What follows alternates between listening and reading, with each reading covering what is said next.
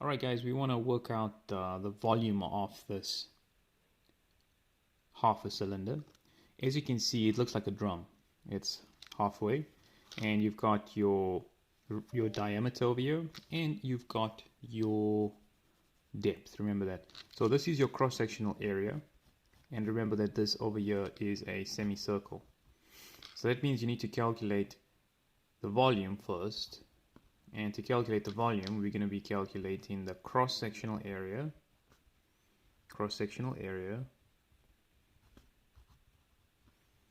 multiplied by the depth,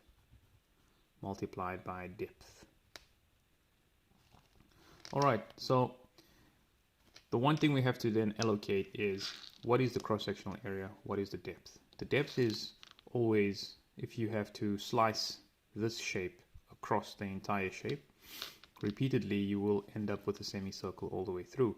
So this is your cross-sectional area, and it's a half a circle. So this is going to be half of pi r squared, because the area of a circle is pi r squared. And it multiplied by d, which is your depth. Now, from this, we can see that our radius is half a diameter. So I've got to take this diameter, and I've got to divide it by 2 to get the radius. So what I do is I say, okay, well, diameter is equal to 5. Therefore, it's equal to 5. Therefore, the radius is equal to 2.5. And so when I calculate this, I get a half pi multiplied by 2.5 squared, and I'm multiplying it by depth. I then put this on a calculator, and I end up with 98.17 meters cubed, because we're now calculating volume, right? So that's volume that we just calculated from there. Remember, in order to convert meters cubed into liters, I have to multiply it by 1,000.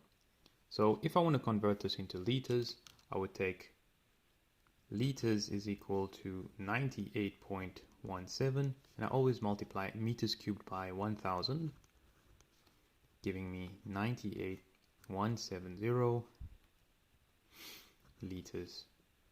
And that's how many liters will fill this drum, which is your capacity. Alright, I want you to try this question now. Press pause on your video. Try this question. Calculate the capacity in liters that this semicircular cylinder can hold, or semi-cylinder can hold.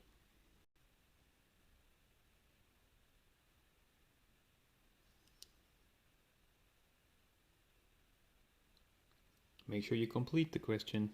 Keep pressing pause.